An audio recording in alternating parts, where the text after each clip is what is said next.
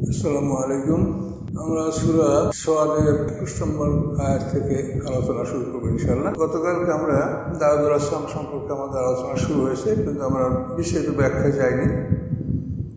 তো দাউদ আলাইহিস সালাম সম্পর্কে আল্লাহ বললেন যে দাউদ আলাইহিস সালামকে শাদাদনা মুলকাহু, আল্লাহ বলেন তার সাম্রাজ্যকে আমি দৃঢ় করে দিয়েছিলাম, তার সালতানাত, তার বাদশাহীকে আমি খুব মজবুত করে দিয়েছিলাম।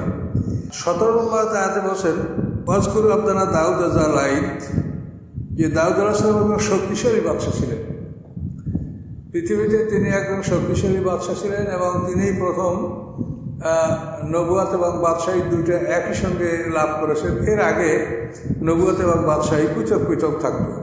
নবীর অধীনে একজন বাদশাহ থাকত, যে নবীর আদেশের কার্য পরিচালনা, যুদ্ধ পরিচালনা করত।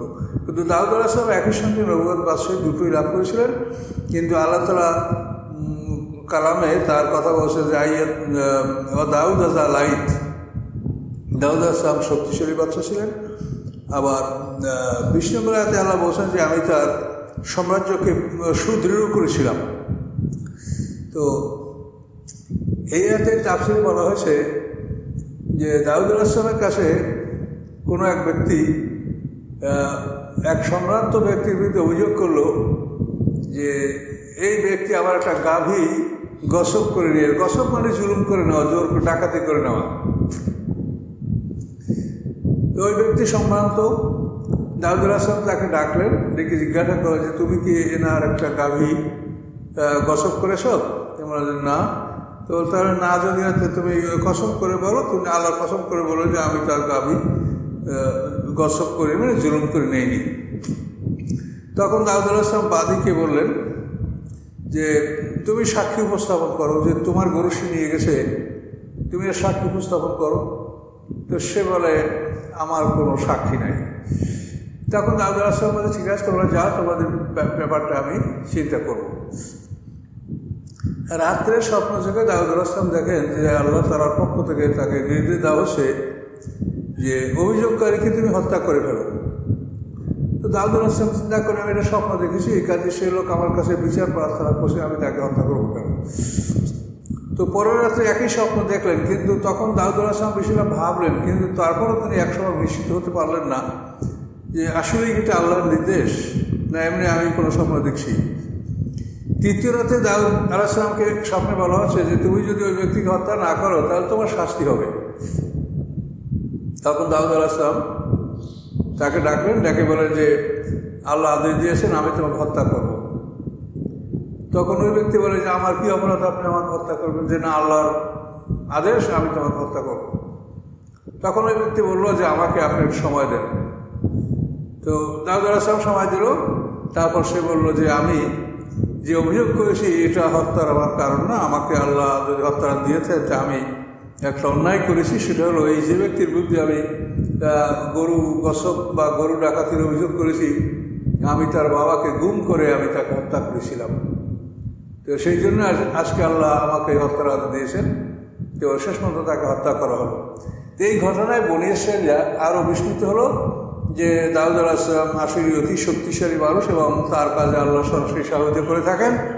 তো এই কথাই আল্লাহ বলছেন শাদাদনা মুলকাহু, তার রাজত্বকে আমি মজবুত করে দিয়েছিলাম। এরপরেও দাউদ আলাইহিস সালামকে আল্লাহ পরীক্ষা করেছেন। প্রথমে আমরা আয়াতে আসি, কি আয়াতগুলি আমরা লক্ষ্য করি, তারপর আমরা তার ব্যাখ্যায় যাব। ওয়াহাল আতাকা নাবাউল খাসম, হে রাসূল আপনার কাছে কি ওই বিবাদমান ব্যক্তিদের কাহিনী খবর এসেছে? এস তাসাব্বুল মেহরাব, যখন ওই বিবাদমান ব্যক্তিরা দেওয়াল টপকে প্রাইভেট অ্যাপার্টমেন্টে দাউদ আলাইহিস সালামের ব্যক্তিগত কামরায় তারা প্রবেশ করেছিল।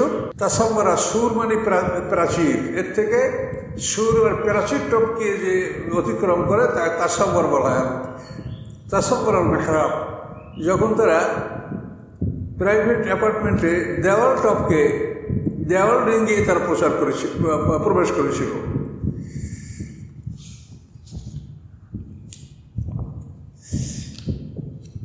ইস দেখানো দাউদা, যখন তারা দাউদ আলাইহিসসালামের সামনে উপস্থিত হলো, প্রবেশ করলো, ফাফাযা মিনহুম, দাউদ আলাইহিসসালাম তাদের থেকে ভীত হয়ে পড়লেন।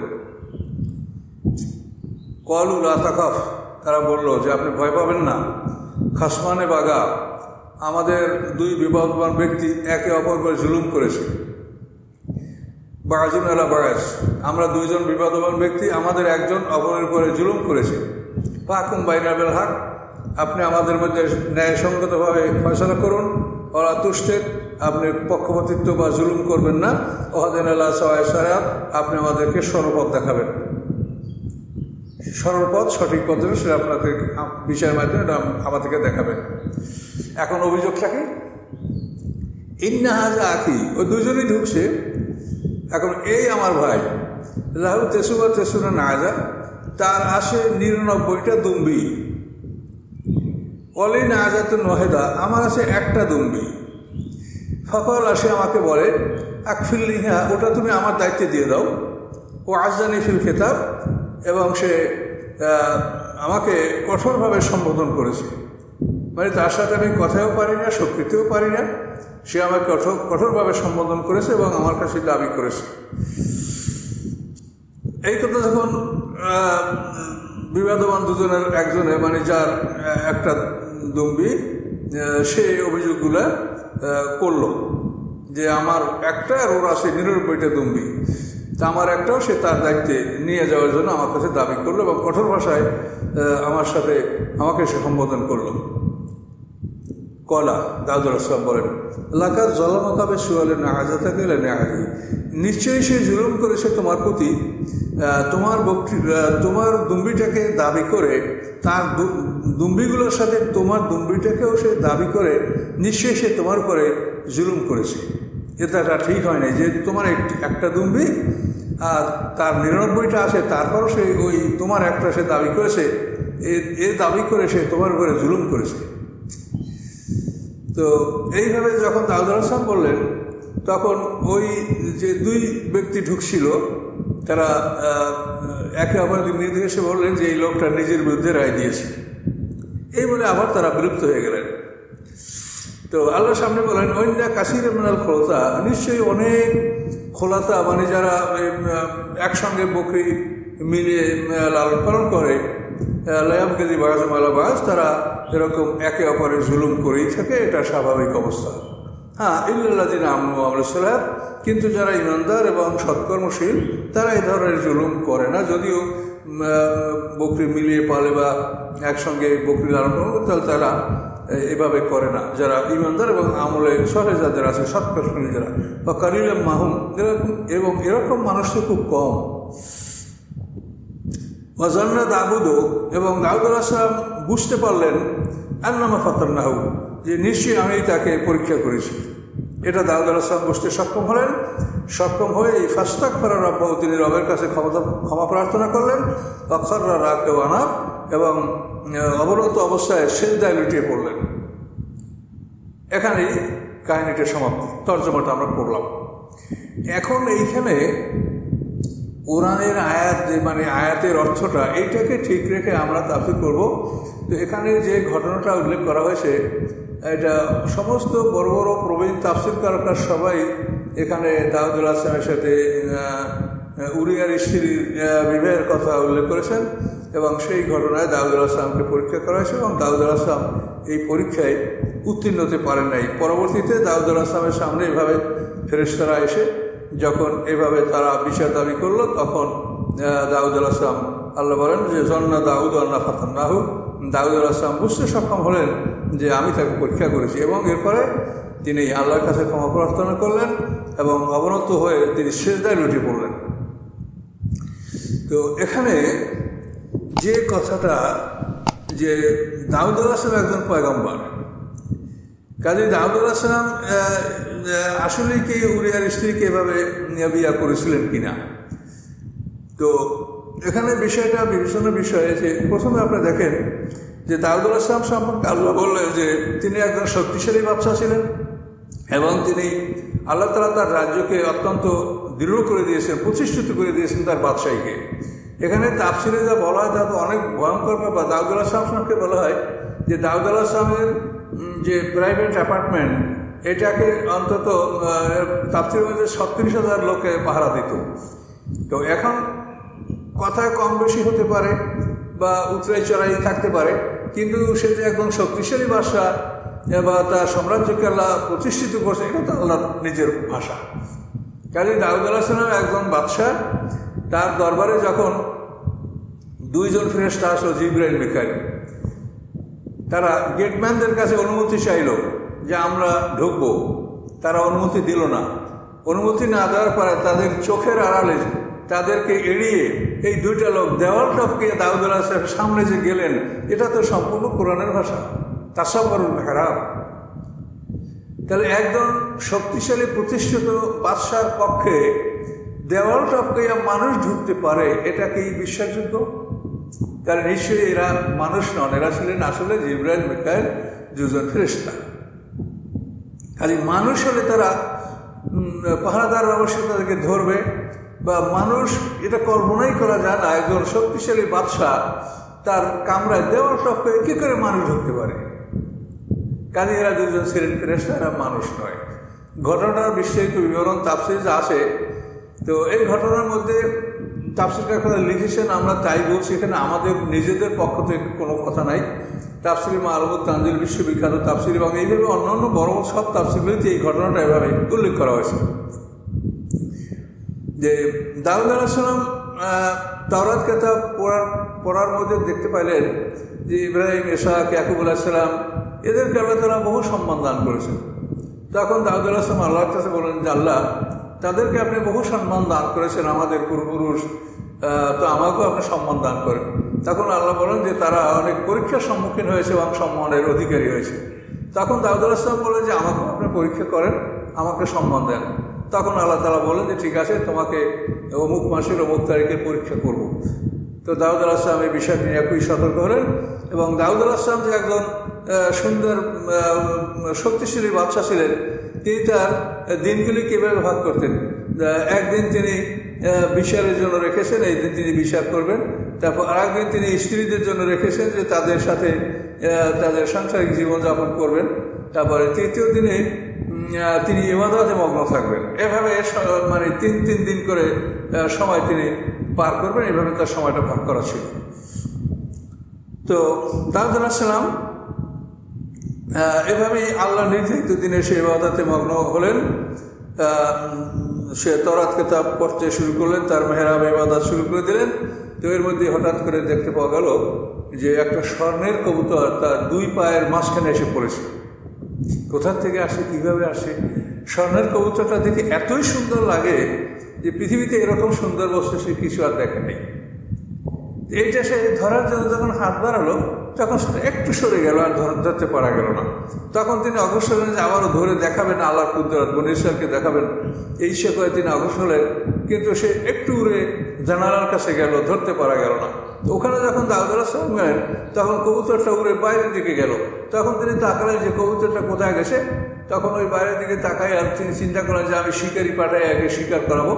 তো বাইরে তাকে হঠাৎ দেখছেন যে একটা পুকুরের কিনারায় এক মহিলা গোসল করছে এবং তার দিকে তার নজর পড়ছে, খুবই সুন্দরী।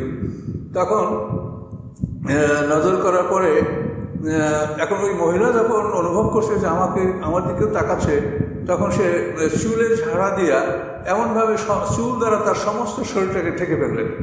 এইটা থেকে দাউদ আলাইহিস সালাম আরও আশ্চর্যান্বিত হলেন। এরপর তিনি অনুসন্ধান করেন যে এই মহিলাকে। তো বলা হলো যে তার নাম তাশায়া বিনতে শায়া, ইনি আপনার সেনাপতি উরিয়ার স্ত্রী। উরিয়া কোথায়? যে উরিয়া বালকায় যুদ্ধে গেছে, সেখানে দাউদ আলাইহিস সালামের এক ভাগনা আইয়ুব বিন সুরিয়া তার সাথে বালকায় যুদ্ধে গেছে। তখন দাউদ আলাইহিস সালাম তার ভাগ্নে আইয়ুব সুরিয়াকে বললেন যে উরিয়াকে অমুক যুদ্ধে যেতে পারো এবং সিন্ধুকের দায়িত্ব তাকে দাও। বনী ইসরাঈলদের যে সিন্ধুক আছে, এটা কোরআনে আমরা সূরা বাকারে আমরা আলোচনা করেছি, আল্লাহ কোরআনে উল্লেখ করেছে তাবুত। এই সিন্ধুক বনী ইসরাঈলের যুদ্ধের সময় তাদের সামনে রাখত, এবং এই সিন্ধুকের দায়িত্বে যে থাকতো সে কোনোভাবেই তার জন্য পালানো বৈধ ছিল না। সে হয়তো জিতবে না হারবে, শহীদ হবে, কিন্তু সিন্ধুক রেখে পালাতে পারবে না। তো উরিয়াকে এভাবে বলা হলো যে তাকে দাউদ আলাইহিস ভাগ্নে আইয়ুব বিন সুরিয়া তাকে বলা হলো যে উরিয়াকে ওই সিন্ধুকের দায়িত্ব দাও। তো প্রথম যুদ্ধে সে জয় করলো, শহীদ হলো না। তারপরে বলা হলো অমুক জায়গায় দ্বিতীয় যুদ্ধে সেনাপতি দায়িত্ব দাও এবং তাকে সিন্ধুকের দায়িত্ব দাও, সেখানেও শহীদ হলো না। তৃতীয়বার তাকে যেখানে যুদ্ধে পাঠানো সেখানে সে শাহাদাত বরণ করলো। শাহাদাত বরণ করার পরে দাউদ আলাইহিস সালাম সেই তাসা বিনতে শায়া উরিয়ার স্ত্রীকে তিনি বিবাহ করেছিলেন, এই ঘটনা বর্ণিত আছে। এখানে দাউদ আলাইহিস সালামের 99 স্ত্রী ছিল আর উরিয়ার ছিল এক স্ত্রী। এখানে কোরআনের ভাষায় বলা হয়েছে যে দুই ব্যক্তি বিবাদমান, তারা এসে বলল যে আমার আছে একটা দুম্বি আর আমার এই সাথী তার আছে 99টা দুম্বি। নাজা নেয়াজ এটা হলো দুম্বি আর এর পুরুষ হলো খারুফ। তো এখানে এই নেয়াজ মানে দুম্বি, এটা হলো স্ত্রী, তার কারণ আরবি ভাষায় স্ত্রীকে দুম্বি বলে সম্বোধন করার প্রচলন আছে। তো এখানে এটা আসলেই বাস্তব দুম্বার কোনো কথা নয়। এখানে এই তাফসীরকাররা উল্লেখ করেছেন, দেখেন যে গ্রামার পড়ানোর সময় বলা হয় জরাবা জায়েদুন আমরা, জায়েদ আমরকে মারিল, কিন্তু আসলে কি জায়েদ আমরকে মেরেছে? এটা হলো গ্রামার বোঝানোর জন্য দৃষ্টান্ত। এখানে একটা দৃষ্টান্ত দেওয়া হয়েছে। এখন যদি আপনারা এটা দুম্বি না বলে, এটা স্ত্রী না বলে যদি দুম্বি বলেন, তাহলে সমস্যাটা কি দাঁড়ায় যে একটা লোকের পারে যদি 99টা ভেড়ি থাকে, তাহলে এটা কি করে সম্ভব যে একটাও পুরুষ ভেড়া তার মধ্যে নাই, 99টাই তোর ভেড়ি? এরকম কি কোনো ভেড়ি বা এরকম কোনো বকরির পালের কি ইতিহাস আছে কোথাও? যে একটা পালে 99টা দুম্বি মানে দুম্বা বা ছাগল, এগুলো সবই বকরিয়ার মধ্যে একটাও পুরুষ নেই, এটা কি সম্ভব? তাহলে এগুলার বংশ বিস্তার কোথেকে আসলো? তাহলে এখানে এই দুম্বি মানে যে স্ত্রী, এ কথা বাস্তব এবং এটাই সত্য। দাউদ আলাইহিস সালামের 99 স্ত্রী ছিল। সে যেহেতু আল্লাহ বলছেন আমি তাকে পরীক্ষা করব, এবং আল্লাহ কোরআন আয়াতে বলছে ইন্নামা ফাতান্নাহু, আমি তাকে পরীক্ষা করেছি, কিন্তু এই পরীক্ষায় দাউদ আলাইহিস সালাম উত্তীর্ণ হতে পারেন নাই। তো উত্তীর্ণ না হলে সেই জন্য কি তিনি অপরাধী না? তিনি আল্লাহ তাআলার সামনে কি বলেছেন যে এরপরে সামনে আল্লাহ তাআলা কি বলেছেন যে ফাগাফারনা লাহু, আল্লাহ বলছে সে আমার পরীক্ষা উত্তীর্ণ হতে পারে নাই, কিন্তু এই জন্য সে যে একজন পাপী হিসেবে পৃথিবীতে বিদায় নিয়েছেন তা নয়, তা গাফারনা লাহু, আমি তাকে ক্ষমা করে দিয়েছি। মূসা আলাইহিস সালাম কিপ্তিকে হত্যা করেছিল, সেখানে আল্লাহ কি বলেছেন যে মূসা আলাইহিস সালাম বললেন ইন্নী যালামতু নাফসি ফাগফিরলি, আল্লাহ আমি আমার উপরে জুলুম করেছি, আপনারা ক্ষমা করেন। ফাগাফারা লাহু, আল্লাহ তাকে ক্ষমা করে দিলেন। তো পয়গম্বররা নিষ্পাপ হন কিভাবে? আল্লাহ যখন তাকে ক্ষমা করেন তখন সে নিষ্পাপ হন। পয়গম্বররা নিষ্পাপ হয়, এটা নিজের বুদ্ধিতে হতে পারে না। নিষ্পাপ তাদেরকে আল্লাহ রাখেন।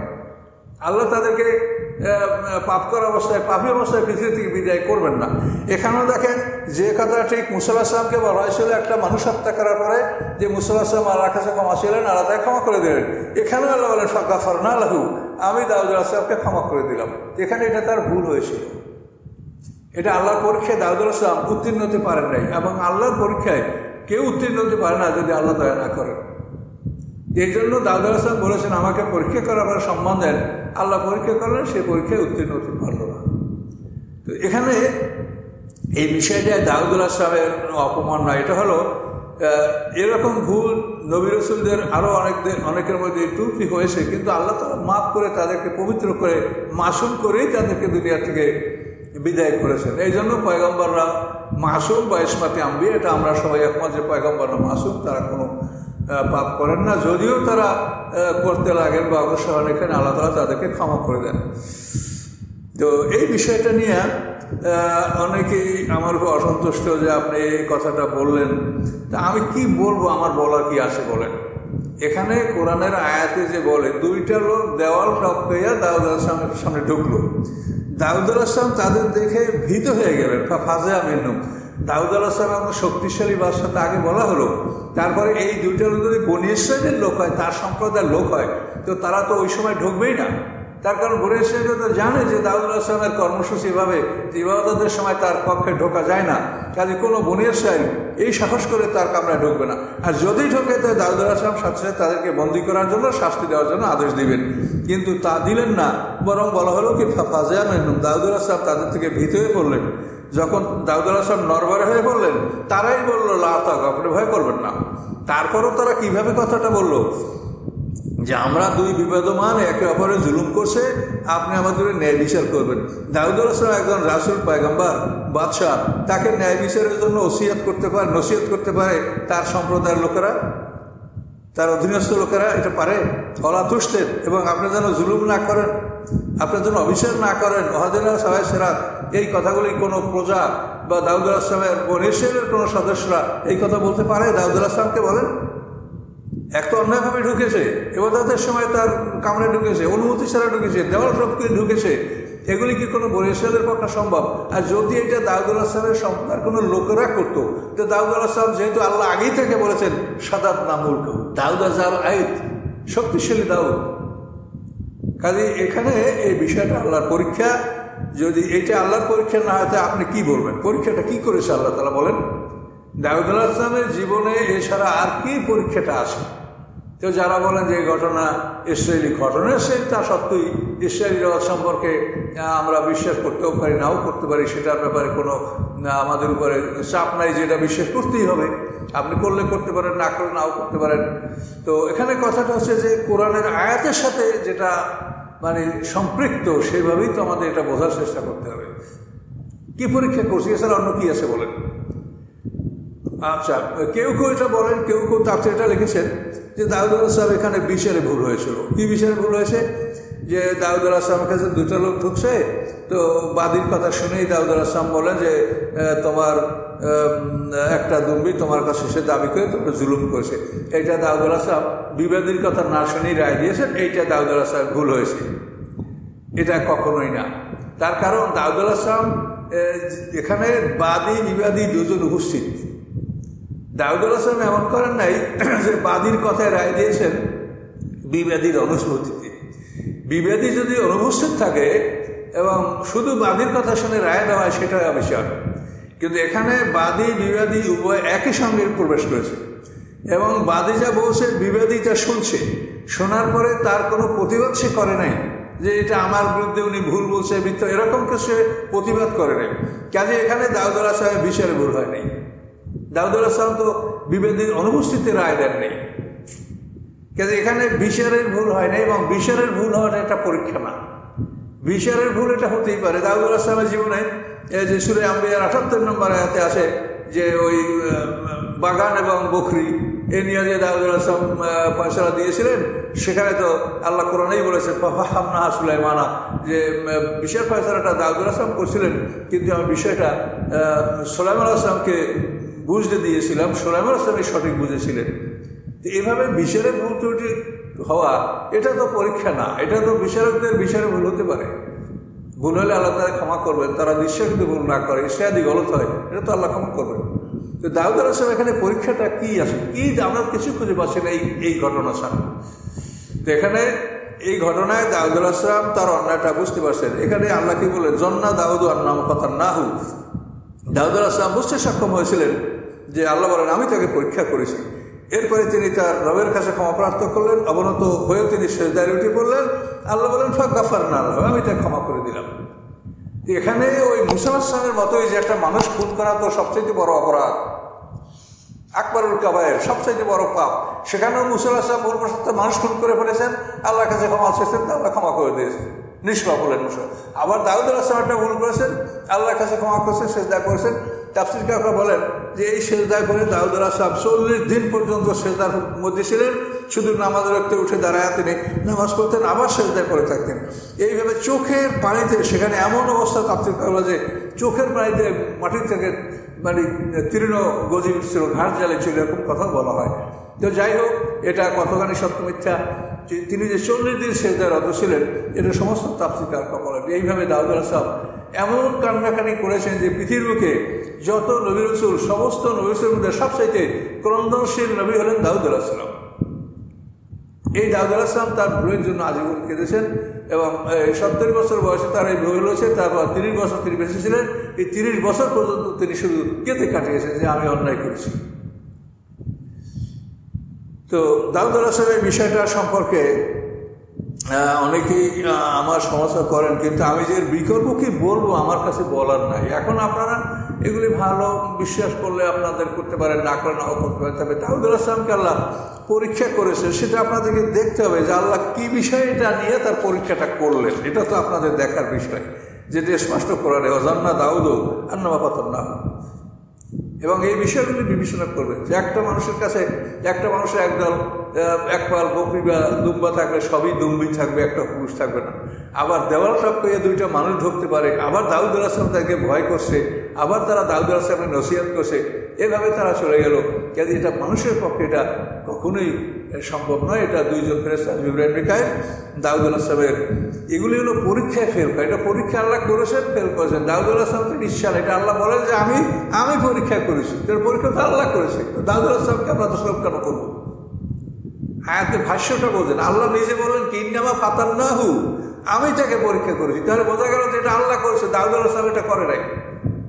দাউদ আলাইহিস আল্লাহর পরীক্ষাটা তার উপর এভাবে চাপিয়েছে, পরীক্ষা ফেল করেছে। আল্লাহ দেখাই দিলেন যে আমার কুদরত, আমার রহমত ছাড়া কেউ উত্তীর্ণ হতে পারে না, আমি দয়া না করলে কেউ উত্তীর্ণ হতে পারে, এটা দেখাচ্ছেন। এই জন্যই দাউদ আলাইহিস এটা মনে করেন এটা তার ব্যক্তিগত কর্ম না, আল্লাহ নিজে বললেন যে আমি তাকে পরীক্ষা করেছি। ইন্নামা ফাতান্নাহু, দেখেন আয়াত, সরাসরি আয়াতের অর্থ দেখেন। কাজে আল্লাহর পরীক্ষায় মানুষ পাস করতে পারে না। আল্লাহ পরীক্ষা ফেল করলে আল্লাহ তাকে আবার তওবা করে, তাকে আল্লাহ তাআলা তওবার মাধ্যমে তাকে আল্লাহ মুক্তি দান করে থাকেন। এভাবে এই ঘটনাটা ঘটেছে। তো সামনে আল্লাহ তাআলা বলেন ফাগাফারনা লাহু, আমি তাকে ক্ষমা করে দিলাম। পরীক্ষা আল্লাহ করেছে, ক্ষমা আল্লাহ করেছে। কাজে এই জন্য দাউদ ইসমত আম্বিয়া, যেটা ইসমত তার নষ্ট হয় নাই, তিনি পবিত্র, এটা ঠিকই আছে।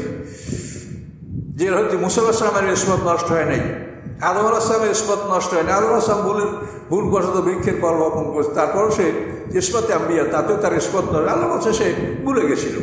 আমাদের নবী সাল্লাল্লাহু আলাইহি ওয়াসাল্লাম ওরকম তাহরিম, যে সূরা তাহরিম আছে, সেখানে তার পদস্খলন হতে যাচ্ছিল, আল্লাহ তাআলা সেখানেও আমাদের নবীকে সংশোধন করে দিয়েছেন। কাজে আল্লাহ তাআলা পরীক্ষা করেন এবং আল্লাহই সংশোধন করেন, আল্লাহই ক্ষমা করেন। সব কিছু করার মালিক আল্লাহ। নবীরা মাসুম, কিন্তু এই মাসুম হওয়ার জন্য সম্পূর্ণ আল্লাহর সাহায্যের উপরে এটা নির্ভরশীল। এটা তারা নিজ দায়িত্বে এটা করতে পারেন না। আল্লাহ বলে আমি তাকে ক্ষমা করে দিলাম। অন্যান্য এন্দানার জুলফা, এবং দাউদ আলাইহিসের জন্য রয়েছে আমার নিকটে তার স্থান। মানে রাজার কাছে সিংহাসন থাকে মন্ত্রীর, এই জন্য আল্লাহ বলেন ওয়াইন্নাল্লাহ এন্দানার জুলফা, যে দাউদ আলাইহিসের জন্য আমার নিকটেই তার অবস্থান ছিল। আমার একেবারে নিকটস্থ সে বান্দা। আল্লাহর প্রধান 4 জন রাসূল, তার মধ্যে দাউদ আলাইহিস সালাম দ্বিতীয় রাসূল। বা হুসনা মাহা, এবং তার পরকালে রয়েছে অতি উত্তম তার জন্য ঠিকানা। কাজে সে মাসুম, এটা তো আল্লাহ কোরআনে আবার তাকে মাসুম ঘোষণা করলেন। পরীক্ষা করলেন, তাকে পরীক্ষায় ফেল করে আবার তার থেকে আল্লাহ তওবা করালেন এবং তাকে আল্লাহ মাসুম ঘোষণা করলেন। বললেন যে আমি ক্ষমা করে দিয়েছি এবং সে আমার নিকটে তার অবস্থান এবং পরকালে তার উত্তম বাসস্থান। ইয়া দাউদ ইন্না জাআলনাকা খলিফাতান ফিল আরদ, হে দাউদ আমি তোমাকে পৃথিবীকে খলিফা নির্বাচন করেছি, অর্থাৎ তুমি পৃথিবীর শাসক। তোমাকে আমি পৃথিবীর শাসক নির্বাচন করেছি, তুমি খলিফা, তুমি প্রতিনিধি, আল্লাহর পক্ষ থেকে তুমি শাসন করার দায়িত্ব পেয়েছো। ফাহকুম বাইনান নাসি বিল হক, মানুষের মধ্যে তুমি ন্যায়সঙ্গতভাবে বিচার ফয়সালা করবে। ওয়ালা তাত্তাবিল হাওয়া, এবং কখনো তুমি মনের ইচ্ছার অনুকরণ করবে না। মনের ইচ্ছা যা, এটার অনুকরণ করলেই বিপদ হবে। যদি করো তাহলে ফায়দুল্লাকা আন সাবিলিল্লাহ, তাহলে শয়তান তোমাকে আল্লাহর পথ থেকে বিপদগামী করবে। ইন্নাল্লাযীনা ইয়াদুল্লুনা আন সাবিলিল্লাহ, ইন্নাল্লাযীনা ইউদিল্লুনা আন সাবিলিল্লাহ, নিশ্চয়ই যারা আল্লাহর পথ থেকে ভ্রষ্ট হয়, বিপদগামী হয়, লাহুম আযাবুন শাদীদ, তাদের জন্য কঠিন শাস্তি রয়েছে। কেন? বিমা নাসু ইয়াউমাল হিসাব, যেহেতু এই লোকগুলি হিসাবের দিনকে ভুলে গেছে। এই জন্য মনের কামনা বাসনাকে প্রশমিত করতে হবে, দমন করতে হবে। কামনা বাসনার অনুকরণ করা যাবে না। আল্লাহ ন্যায় বিচারের জন্য দাউদ আলাইহিস সালাম উপদেশ দান করলেন। এখানে দাউদ আলাইহিস সালামের ক্ষমা সম্পর্কে তাফসীরে আরও খুব মর্মান্তিক কথা আছে যে দাউদ আলাইহিস সালাম আল্লাহর কাছে সিজদা করলেন এবং যখন 40 দিন পর্যন্ত তিনি সিজদায় অবস্থান করলেন, তখন আল্লাহ তাকে ক্ষমার ঘোষণা করলেন। তখন আল্লাহ তাআলা দাউদ আলাইহিস সালামকে বললেন যে তুমি উরিয়ার কবরের কাছে যাও, তার কাছে তুমি ক্ষমা চাও, এটা আমি শুনাই দেবো তাকে, এটা শোনাবার দায়িত্ব আমার। দাউদ আলাইহিস সালাম নবী শুনতে সাথে আল্লাহর কথা হয় সরাসরি। তো এইভাবে দাউদ আলাইহিস সালামকে বলার পরে তিনি উরিয়ার কবরের কাছে গেলেন, যে তাকে ডাক দিলেন এবং আল্লাহ নিজের মধ্যস্থতার মাধ্যমে সে শুনতে পেল এবং বলল যে আমি দাউদ তোমার ভাই, তো আমি তোমার কাছে ক্ষমা প্রার্থনা করছি, তুমি আমাকে ক্ষমা করো। তো আমি বললেন যে আমি কি আপনার তো আমার কাছে আমার উপরে কোনো অপরাধ করেননি, যে আমি তোমাকে যুদ্ধে পাঠিয়েছিলাম, তুমি সেখানে শহীদ হয়েছো, তো এটা আমার জন্য অপরাধ ছিল। বললেন না, এটা তো অপরাধ না, আপনি আমাকে জান্নাতের জন্য আপনি আমার জন্য সুব্যবস্থা করেছেন, বরং এর ফলে আমি জান্নাতের উন্নত দরজা আমাকে আল্লাহ দান করেছেন, এটা তো অপরাধ আপনি কিছু করেননি। তো এভাবে যখন দাউদ আলাইহিস সালামের কাছে উনি উরিয়া বললেন, তো আল্লাহর কাছে দাউদ আলাইহিস সালাম বলেন, আপনি সবই জানেন। তো আল্লাহ বলেন, দাউদ তুমি তো তার কাছে ক্ষমা চেয়েছো, কিন্তু আসলে যে তুমি তার স্ত্রীকে বিয়ে করছো তাকে বলেছো? বলেন না, তা তো বলিনি, সেটাও বলো। আল্লাহ বলেন যে আমি এমন বিচারক যে আমি সমস্ত অপরাধগুলি উপস্থাপন করা হবে, অপরাধের সামনেই আমি সেই অপরাধের ফয়সালা করব, অপরাধ গোপন থাকবে আর বিচার করবে, এরকম বিচার আমি আল্লাহ করি না, তুমি তোমার অপরাধ বলো। এবার দাউদ আলাইহিস সালাম আবার উরিয়ার কবরের কাছে দিয়ে ডাক দিলেন, সে উরিয়ার সাহায্যে বলল আমার ঘুম কেমন ভাঙলো? দাউদ আলাইহিস সালাম আমি যে কেন? যে তোমার কাছে আমার ক্ষমা প্রার্থনা। কি ক্ষমা? আপনি তো ভালো করেছেন, আমাকে কোনো অপরাধ আপনি করেননি আমার প্রতি, যে আমি তোমাকে সেনাপতির দায়িত্ব দিয়ে আমি তোমাকে পাঠিয়েছি এবং এরপরে তুমি শাহাদাতে তোমার স্ত্রীকে আমি বিয়ে করেছি, তুমি এটা আমার ক্ষমা করো। এই কথা বলার পরে উরিয়া আর কোনো কথার জবাব দেয় না, উরিয়া চুপ হয়ে গেল। তখন দাউদ আলাইহিস সালাম এমনভাবে কান্নাকাটি করলেন যে আমি ধ্বংস হয়ে গেছি, উরিয়া আমাকে ক্ষমা করে নাই। তখন আল্লাহ ডাক দিয়ে বললেন যে দাউদ আমি ক্ষমা করেছি, আমি সর্বময় ক্ষমতার মালিক, যে আমি তোমাকে ক্ষমা করে দিয়েছি। তখন দাউদ আলাইহিস সালাম বললেন, আল্লাহ এটা আপনি কীভাবে ক্ষমা করলেন আমাকে বুঝিয়ে বলেন। তখন আল্লাহ বলেন যে হাসরের ময়দানে আমি উরিয়াকে এমন নিয়ামত দেবো যেটা দেখে উরিয়া অবাক হয়ে যাবে। উরিয়া বলবে, আল্লাহ আমি এমন কোনো কাজ করি নেই যার বিনা এই নিয়ামত আমি পেতে পারি, এই নিয়ামত আমাকে আপনি কীভাবে দিলেন? তখন আমি আল্লাহ তাকে বলবো যে তুমি দাউদের পরিবর্তে, দাউদ যে তোমার প্রতি একটা জুলুম করেছিল, এজন্য দাউদের পক্ষ থেকে তোমাকে আমি উপর হুকুম দিলাম তুমি দাউদকে ক্ষমা করো। তখন উরিয়া খুশি হয়ে যাবে এবং দাউদ আলাইহিস সালামকে সে খুশি হয়ে যে ক্ষমা ঘোষণা করবে এবং দাউদ আলাইহিস সালাম ক্ষমা প্রাপ্ত হবে। এভাবে ঘটনা কিন্তু তাফসীর অন্য জায়গায় আছে, যে আল্লাহ রাসূল হজের সময় আরাফাতে একটা দোয়া করেছিলেন যে আল্লাহ এই যে দেনা পাওনা ঋণ, এই ঋণগ্রস্ত যারা, পরের বোঝা নিয়ে যারা, পরের পাওনা নিয়ে যারা মারা যায়, আল্লাহ তাদেরকে আপনি এমনভাবে ক্ষমা করতে পারেন কি? যে অবশ্যই পারেন। সেটা হলো যে ঋণগ্রস্ত তাকে আপনি যে পাবে তার পক্ষ থেকে আপনি এমন পুরস্কার দেন যাতে পাওনাদার তাকে ক্ষমা করে দেয়। মনে করেন আপনি যার কাছে পাবেন, আপনার দাবি রয়েছে, তার নেকামল আপনি নিয়ে হাসর ময়দানে, তো আল্লাহ রাসূল বললেন যে আপনি ওই বান্দার নেকামল না কেটে আপনি নিজের পক্ষ থেকে ওই পাওনাদারকে পুরস্কার দিয়া, যে ঋণগ্রস্ত দেনাদার যে, তাকে আপনি ক্ষমা করে দেন। তো এই দোয়া আরাফাতে কবুল হয় না, কিন্তু পরবর্তীতে এই দোয়া মুজদালিফায় কবুল হয়েছে, এরকম বিবরণ আল্লাহ রাসূলের হজের বিবরণের মধ্যে তাফসীরে পাওয়া যায়। এবং এই দোয়া কবুল হওয়ার পরে শয়তান মাথায় বালু মাটি মেখে মাটিতে গড়াগড়ি করে কাঁদছিল। তখন আল্লাহ রাসূল মৃদু হাসছিলেন। এটা দেখে আল্লাহ রাসূলের নিকটতম সাহাবায়ে কেরাম, ইয়া রাসূলুল্লাহ আপনি সারা রাত তো কেঁদে কাটালেন, এখন আপনি কোন জিনিসে আপনাকে হাসাছে? তখন আল্লাহ রাসূল বলেন যে আমি এই দোয়াটাও আল্লাহর কাছে করেছিলাম যে ঋণগ্রস্ত হয়ে যারা কবরে গেছে তাদেরকে আল্লাহ ক্ষমা করতে পারেন কিনা বা ক্ষমা করবেন কিনা, যারা পাবে তাদেরকে আল্লাহ পুরস্কার দান করে খুশি করে দেবেন, ফলে তারা দাবি ত্যাগ করবে এবং ঋণগ্রস্ত ব্যক্তি সেও মুক্তি পাবে। এই দোয়া আমি আল্লাহর কাছে করেছিলাম আরাফাতে, কিন্তু কবুল হয় মুজদালিফায় এই দোয়া কবুল হয়েছে। তখন শয়তান এভাবে গড়াগড়ি করে কাঁদছে আর বলছে যে আমি দোজখকে করে বলবো, আল্লাহ তাআলা তো তার বান্দাদের সমস্ত ক্ষমার ব্যবস্থাই করে দিলেন, তা আমি কি করে যাওয়া যুক্ত হব? এই জন্য শয়তান কাঁদছিল। এটা দেখে আল্লাহ সুবহানাহু আমি মৃদু হাসছিলাম, এরকম বিবরণ আছে। তাহলে এখানে দাউদ আলাইহিস সালামের ব্যাপারটা ঠিক এইভাবেই আল্লাহ জানায় দিলেন যে দাউদ তোমাকে আমি ক্ষমা করে দিই, সমস্ত শক্তির ক্ষমতার মালিক আমি, কাজে উরিয়া খুশি হবে, তোমার প্রতি আর সে কোনো দাবি রাখবে না। এভাবে দাউদ আলাইহিসসালামের ক্ষমা ঘোষণা করা হলো। এবং দাউদ আলাইহিসসালাম সারা জীবন 30 বছর পর্যন্ত খুবই কেঁদে কাটিয়েছেন সময়টা। দাউদ আলাইহিসসালামের বিষয়টা এভাবে আল্লাহ কোরআনে বর্ণনা করেছেন। আমাদের ভুল হলে আমাদের ক্ষমা করুক, আমরা যা বুঝেছি তাই বলছি, এবং আমরা বিশেষ করে কোরআনের শব্দের অর্থগুলির প্রতি লক্ষ্য রেখেই আমরা এই কথাগুলি আমরা বলেছি। ওমা খালাকনাস সামাওয়াতি ওয়াল আরদা ওয়া মা বাইনাহুমা বাতিলা। আল্লাহ বলেন, আকাশ পৃথিবী এবং এর মাঝে যা কিছু আছে এগুলিকে আমি অনর্থক সৃষ্টি করিনি। এগুলি আমি এই পৃথিবীতে ন্যায় বিচার প্রতিষ্ঠিত হবে, আল্লাহর পরিচয় মানুষ জানবে, আল্লাহ এক, আল্লাহ এই সমস্ত বিশ্বের ক্ষমতার মালিক, তিনি সর্বময় ক্ষমতার মালিক, সার্বভৌমত্বের মালিক, তিনি বিচারক। এই আল্লাহর পরিচয়টা পৃথিবীতে মানুষ লাভ করবে।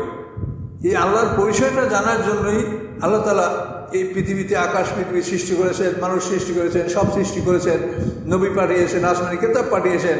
তো এটা অনর্থক না, এটা এই উদ্দেশ্যই হচ্ছে যে মানুষ আল্লাহকে শিখবে, আল্লাহকে জানবে, আল্লাহর পরিচয় লাভ করবে। যালিকা যান্নুল্লাযিনা কাফারু, পৃথিবী খেলাধুলার জন্য সৃষ্টি করা হয়েছে, এটা হলো কাফেরদের ধারণা। ওয়াইলুল লিল্লাযিনা কাফারু মিনান নার, কাজেই কাফেরদের ধ্বংস, আগুনের ধ্বংস, আগুনে তারা ধ্বংস হবে, আগুনের মধ্যে তারা ক্ষতিগ্রস্ত হবে। ধ্বংস মানে মরে যাবে না, ওখানে তারা শাস্তি ভোগ করবে। আল্লাহ বলেন, আমরা জালুল্লাযিনা আমানু ওয়া আমিলুস সালিহাতি কাল মুফসিদিনা ফিল আরদ। আল্লাহ বলেন, আমি কি যারা ঈমানদার, যারা সৎকর্মশীল, তাদেরকে পৃথিবীতে ফাসাদকারী মানুষের মতো আমরা সমান ফয়সালা করব তাদের ব্যাপারে? ঈমানদার, মুত্তাকিন, সৎকর্মশীল যারা, আর মুফসিদিন যারা, পৃথিবীতে অনাথ সৃষ্টি করে যারা, ফাসাদ করে যারা, অশান্তি সৃষ্টি করে যারা, তাদের ফয়সালাকে আমি মুত্তাকিনদের মতো একই করব? আমরা যার মুত্তাকিন কাল ফুজ্জার, অথবা আমি মুত্তাকিনদেরকে ফাসিক ফুজ্জারের মতো আমি তাদের ফয়সালা করব? এটা কখনোই হতে পারে না।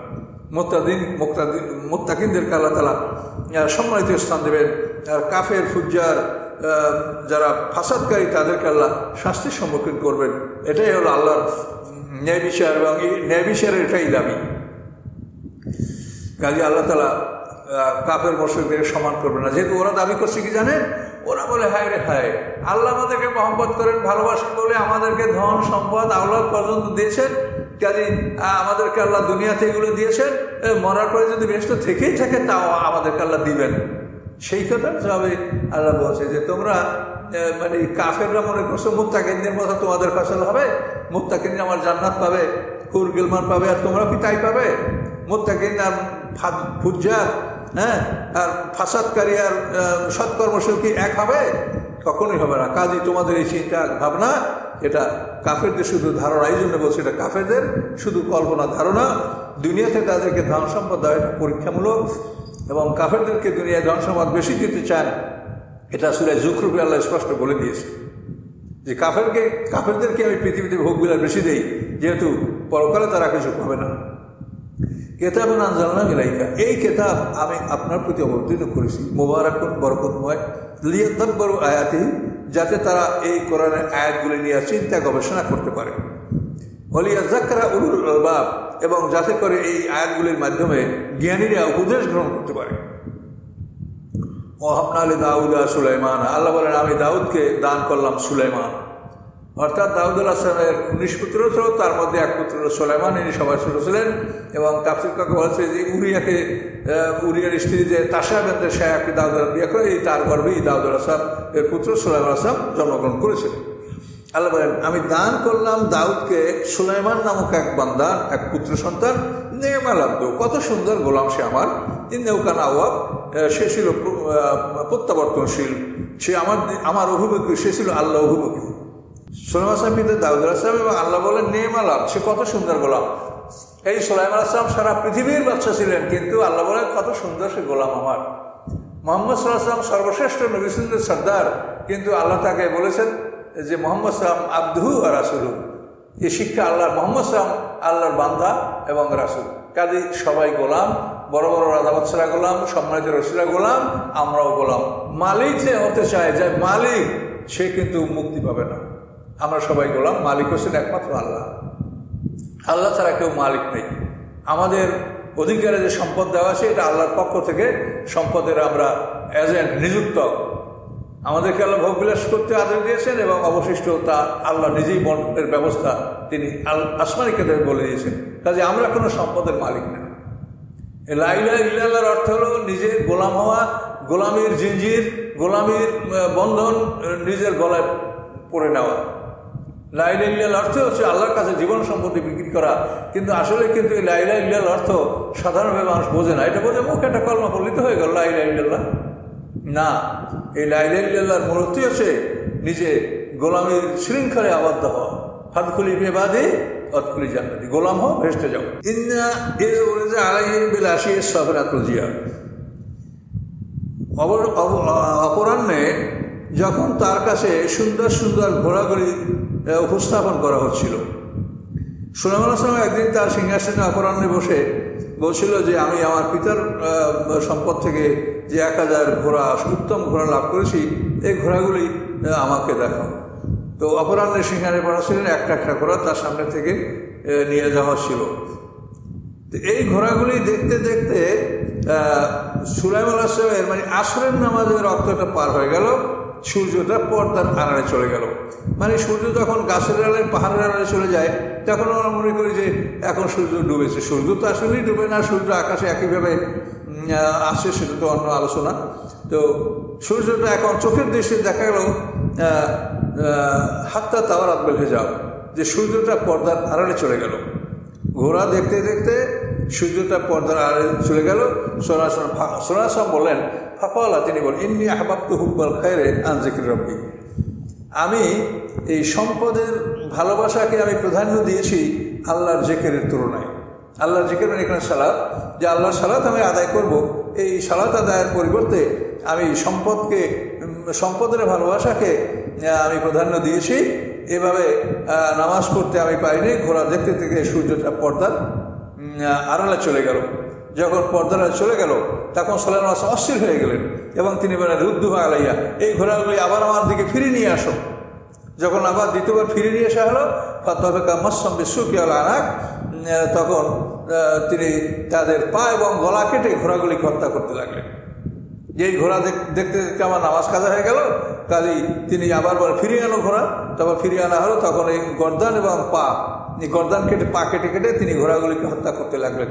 এইভাবে নামাজের ভালোবাসায় যখন তিনি ঘোড়াগুলি হত্যা করতেছিলেন, তাফসীরকে আপনারা বলেন আল্লাহ তাআলা সুলাইমান আলাইহিস সালাম খুশি হয়ে বললেন যে তোমার জন্য আমি ডুবন্ত সূর্য ফিরিয়ে দিচ্ছি, তুমি আসরের নামাজ পড়বে, তারপর তোমার জন্য সূর্য ডুববে। এটা তো আল্লাহ শুধু একটা ইশারার ব্যাপার, এটা তো আমাদের কাছে অস্বাভাবিক ব্যাপার, কিন্তু আল্লাহর কাছে কিছুই না। এভাবে তো মুসা আলাইহিস সালাম, ইউসুফ ইবনে নুন, কালেব ইবনে ইউকান্না যখন যুদ্ধে ছিলেন, তখনও তাদের জন্য সূর্যকে স্থির করে রাখা হয়েছিল। কাজে কোরআনে এরকম বহু ঘটনা আছে। এভাবে সুলাইমান আলাইহিস সালামের জন্য আল্লাহ তাআলা সূর্যকে ফিরিয়ে দিলেন, তিনি নামাজ আদায় করলেন এবং আল্লাহ তাআলা সুলাইমান আলাইহিস সালামের এত খুশি হলেন যে পরবর্তীতে আল্লাহ তাআলা সুলাইমান আলাইহিস সালামের জন্য বাতাসকে তার অনুগত করে দিলেন, যে বাতাসের সাহায্যে তিনি তার সমস্ত সৈন্য সামন্ত নিয়ে এক সকালে 1 মাসের রাস্তা অতিক্রম করতে পারতেন, এক বৈকালে 1 মাসের রাস্তা অতিক্রম করতে পারতেন। কাজে আল্লাহ তাআলা সুলাইমান আলাইহিস সালামকে এত বড় নেয়ামত দান করেছিলেন।